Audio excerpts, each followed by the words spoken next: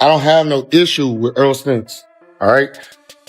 Hot as fuck. We just finished walking me and Goose and getting our workout in. I don't have no issue with Errol Spence. I just feel that. But let's make the. I'm PBC down. Now, Jermell was calling you out a while back. Your old stablemate here in Texas. I saw you guys go at it many times. What'd you think about that?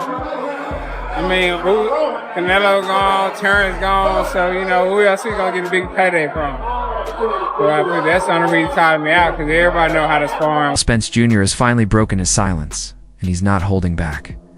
He made it clear that Jermell Charlo's sudden call-out isn't about legacy or greatness, but a desperate attempt to land a payday. Spence didn't just brush it off.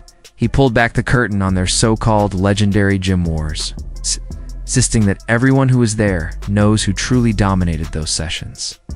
According to him, the brotherhood is officially over, and this is no longer just another fight, but a violation of the code. Now, Spence is ready to remind Charlo exactly who the real alpha is. First off, I want to say there's stuff I know about Errol Spence's future in boxing that I have sworn to secrecy and I just can't mention. It's not that for sure it's going to happen, but these are the things that I've been hearing. And, you know, I just really can't say anything. And it didn't surprise me to see video of him hitting the mitts and working out. If you look at his physique, you can tell he's been working out. My assessment of his mitt work right now, he looks rusty, as he should. He looks rusty, looks like he's pushed his punches a little bit. He always kind of pushed his jab though. But it looks like he's taking the light, probably warming up. You're not going to see everything he's doing. His physique, his body looks well conditioned. He looks healthy, right? I'm happy he took some time off after Terrence Crawford. That shit was crazy. I mean, you know, he had the accident, then he came back and fought Danny Swift Garcia, then he was gone for a while. He fought Ugas. I think he had like another accident. Then he had a detached retina when he was going to fight Manny Pacquiao, and then fought Terrence Crawford and that shit. So really, he should have taken some time off, not just to reassess what he's going to do in his career, but to also get some rest. It's hard to ignore the sudden shift in energy coming from Jermell Charlo. For a long time, the dynamic between Spence and Charlo was built on mutual respect. They were the twin pillars of their stable, supporting each other's rise to the top. But recently, Charlo has been moving differently. He's been loud, aggressive, and seemingly ready to burn every bridge he's ever built. He's demanding all the smoke. And now, his target isn't the enemies outside the gate. It's the man who once stood right beside him. Man, I honestly think Errol Spence is a good fight. I like Errol Spence. I never spoke on this. I'm going to speak on this right now. I don't have no issue with Errol Spence. All right? Hot as fuck. We just finished walking me and Goose and getting our workout in. I don't have no issue with Errol Spence. I just feel that. But let's make the. I'm PBC down. Like, I don't know about. I ain't never got a phone call from. I got a few emails and DMs and here and there and some contracts from Eddie Hearns. I ain't never got no real contract from Eddie Hearns as at the grown man that I am now. And so, hey coach, can you get me right, bro, coach? Hey, you got a mocktail? Yeah, did you want to? You remember that drink I had? Strawberry mojito? But without the liquor, right? Yeah. So, I'm thinking in my head, like, say, catch up. I see you in here. All right, so like, I don't have no issue with Errol Spence. I just believe that, like, I don't know what's happening with the boxing world.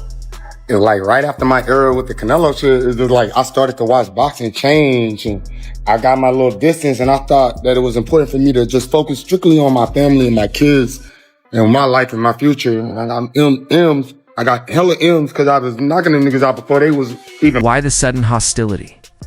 When you look at the landscape of the 154-pound division and beyond, The opportunities for a massive, life-changing payday are shrinking. Canelo Alvarez has moved on to other challenges. Terence Crawford is focused on building his own legacy, leaving Jermell Charlo in a precarious position, a big name without a true blockbuster dance partner. It seems he scanned the room and realized the only opponent capable of generating the kind of money he wants is Errol Spence. But is this call-out driven by a genuine desire to prove he's the best? Or is it a desperate bid to stay relevant in a shifting sport? Spence appears to see right through it. In his response, he didn't sound angry or shaken. He sounded almost amused. Brushing off Charlo's challenge as a transparent money grab. According to Spence, this isn't about legacy or settling old scores. It's about economics, and with the biggest names unavailable, Charlo is simply chasing the most lucrative option left. Now, Jermell was calling you out a while back. Your old stablemate here in Texas. I saw you guys go at it many times. What'd you think about that? I mean, Canelo gone, Terrence gone, so, you know, who else we gonna get a big payday from? So I think that's the only reason he called me out, because everybody know how to spar and win. His coach Jerry James know how to spar and win. Everybody who's in the gym know how to spar and win, so. Thing that stings about being labeled a money grab by a peer. It suggests you don't truly believe you can win, that the competitive fire isn't driving you anymore. Spence is painting Charlo not as a hungry lion ready to reclaim his territory, but as a businessman searching for a golden parachute. By framing the call-out this way, Spence strips away the tough guy image Charlo tries to project. Telling the world this isn't a fight, Charlo wants it's a fight, he needs to maintain his lifestyle. But Spence didn't stop there, shifted from business to ego, and went straight for the jugular. In combat sports, gym stories are legendary.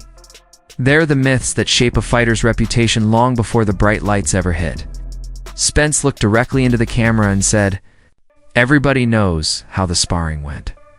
It was a short sentence, but it carried serious weight. But I think that's the only reason he called me out, because everybody know how to spar and win. His coach Jerry James know how to spar and win.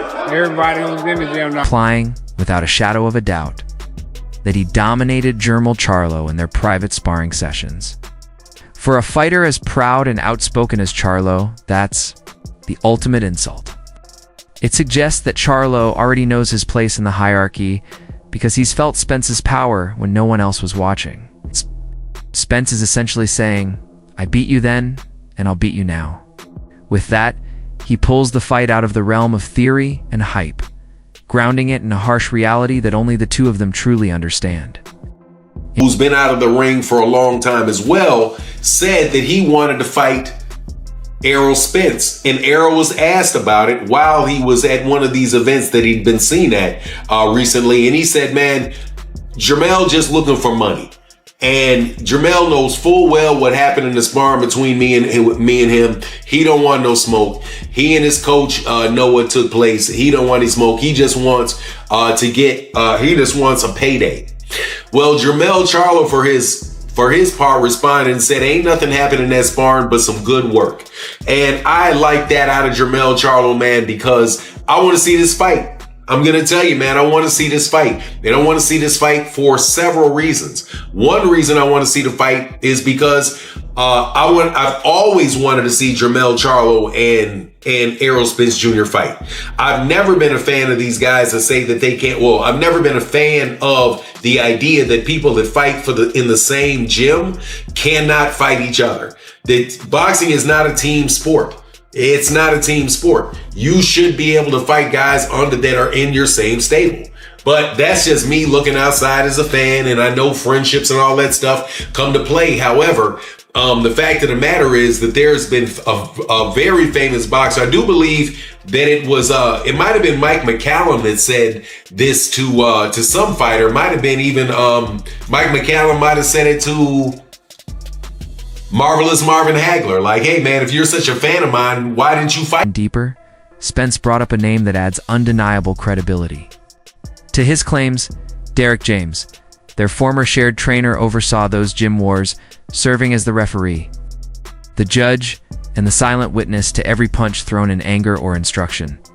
Spence made it clear that Derek James knows exactly what happened in those sessions. The detail matters because it pulls a third party into the conflict, someone who knows where all the skeletons are buried. Now that the training dynamics have shifted and the usual code of silence between stablemates appears broken, there's a growing sense that the full truth could surface. If the man who trained both fighters knows Spence was the superior one in the gym, reinforces Spence's confidence and casts Charlo's aggression as possible overcompensation for lingering insecurities about those past sparring sessions. Jermell Charlo calls out Errol Spence Jr. I think it was on Instagram. He did the lion eating the shark. Yeah, the AI video, pictures. I saw that. What's your thoughts? That's a great fight. I don't know why, but I'm also not in a position to ask why. They both great fighters. They both need to get back fight. It's like, hey, let's get it popping. They know each other. You know what I mean? It's a lot of shit in between that we don't know that they got going on. Sometimes, to me, if you ask me, that's the best way to handle things. You know what I'm saying? I love a good fight. Who has the edge? They're both stablemates, full former stablemates. The edge is, there's no edge. Go ahead, do your thing. The best man got to pull up that night. There's no edge in that fight. Not right now. They both been out for a while. Hey, Jay, I don't want to push back on, but both is coming off layoffs. But the last time we seen one, he took a beat, and the question I got is, what's left? Yeah, I understand, but that's why I'm saying no edge, because we saw Jermell take a beating too.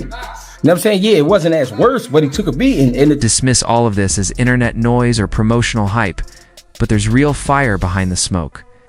Reports suggest this isn't just talk. Legitimate negotiations are already underway. With rumblings of a potential clash in 2026, the timeline makes sense, giving both men time to clear their schedules and build anticipation for what would be a massive domestic showdown.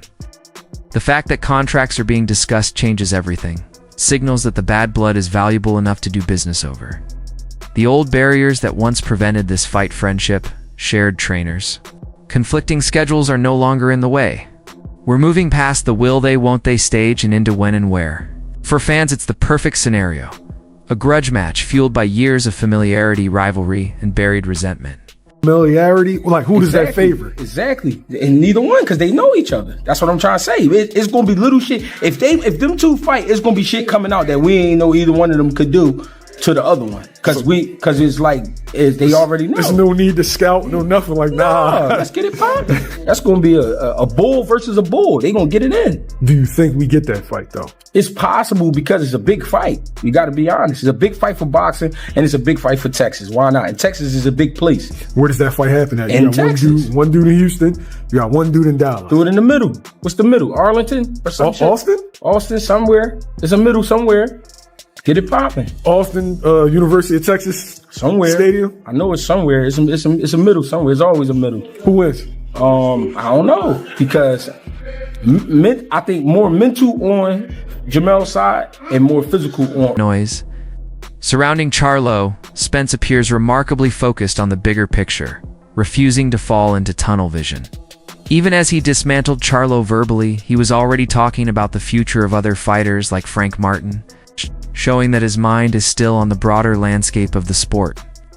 He's watching the next generation closely, analyzing potential matchups for Martin against dangerous contenders such as Richardson Hitchens or Keyshawn Davis, proving that while the rivalry may be personal, his overall vision remains strategic and business-minded. In a couple weeks, how excited? Yeah, I'm excited, man. You know, you just staying active, staying busy. What's up, DJ? Hey, what's up, man? Shake your hand, homeboy. How you doing, man? Doing good, doing Get my good. picture with DJ. He's exciting. He's active, and he's fighting a decent opponent. It's pretty good. Woodstock had trouble with him. What's the guy named that? Nigga here, Albright. Albright, his opponent. Is that who you're asking? Yeah, Albright. Yeah. He gave Keyshawn a tough fight. Yeah, Keyshawn a tough fight. So it's a good tester marker. Both you and Frank were calling out Hitchens immediately after Frank's lab performance. Hitchens is the co-main on that card. Could we see maybe if both get past? I mean, Hitchens said he's gonna fight him next after the Duarte. So we'll see. For Frank at 40. I mean, you mentioned Keyshawn. They've gone back and forth, Frank and Keyshawn, for years. Yeah. Is that a fight at 40 you want to see if Keyshawn stays at 40? I mean, we'll see. We'll see. Appreciate it. Feels a whole different level of mindset. Spence is operating like a boss, thinking not just about himself, but about the stable and the business of boxing as a whole. He talks technique, the importance of the jab, and distance management, showing he's still a student of the game, not merely a participant in the drama. It's a sharp contrast to Charlo's chaotic energy. Spence seems in control, calmly organizing his chessboard while Charlo is trying to flip the table. What emerges is a fascinating standoff. On one side, Jermell Charlo, the undisputed champion, feeling disrespected and roaring for a fight he believes will pay him what he's worth. On the other, Errol Spence, the calm executioner. Confident he already owns the psychological edge thanks to what happened years ago in a sweaty gym in Texas. Sparred a southpaw and Edison Lada back at the other gym. You sparred another great southpaw. What are the differences you've noticed with both southpaws? Don't say this. Don't get mad. I'm a southpaw killer. Why? Because I'm getting better. Daily, yearly, weekly, monthly, I'm getting better. Different styles. Got a southpaw that moved all my life. Now I got a southpaw that stopped all my life. I mean, then what can I ask for in my career? Southpaw should be nothing. I think I knocked them all out, to be honest with you. You knocked every southpaw out. Thank you. See, they think, I'm gonna tell you something. I'm glad we together right now. Other southpaw. No. We talking about during the fights. Look. Not every southpaw. Come on, they know what I'm talking about. Look, No, they don't. I got it. That's how you knocked out every song. Now let's get me the ingredients to the shit because we gotta go. This man never knocked me out in sparring. That's a fucking lie. All right. This motherfucker worked hard. Man, who is that dude, man? We gotta kick him out the gym. I ain't never seen him before. He shouldn't come back. He know he wrong. He shouldn't even come back. Call me the weight bully and stuff, man. Yeah, like all that crazy shit. But look, I'm cool with that. I'm cool with the lies because I have to agree with them already. But we really work hard, and I'm man enough to know that I can say that this is like my brother in boxing. Because I go to Dallas to train, not in Houston. And when I'm in Houston, I'm actually with my brother. When I'm in Dallas, I'm with my brother. So it's always a good feeling. And I'm going to continue to knock him out. I am kind of weight bully, though. Nah, nigga, I'm big, nigga. I just have to Big, but you ain't that much bigger than me. I knew last camp I had to get in shape. I knew last camp. Take on Jermell Charlo, and who do you think would come out on top? Let us know in the comments below. That's it for today's video. If you enjoyed it, make sure to leave a like, subscribe, and hit that bell icon so you never miss our upcoming videos. And don't forget to share your thoughts in the comments. We'll see you in the next one. This is a situation where, hey man, Jermell Charlo and Errol Spence Jr. can both get a big payday off a fight that would be very, very interesting to take place at any weight class that it takes place at.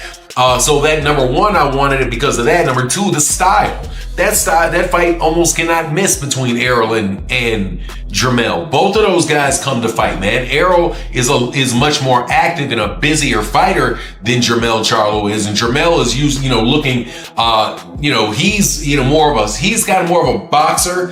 He later on in his career became more of a puncher, but he's more of a boxer, likes to kind of stay out of the mix a little bit until he can catch you with something. Errol is putting them brands on you the entire time. So, man, that fight just really cannot miss from that standpoint. And quite honestly, the third is I want to see the PBC do well, man. It's like pretty much all we're of the gym are starting to leak out. If the sparring was truly as one-sided as Spence claims, is Charlo walking into a trap of his own making?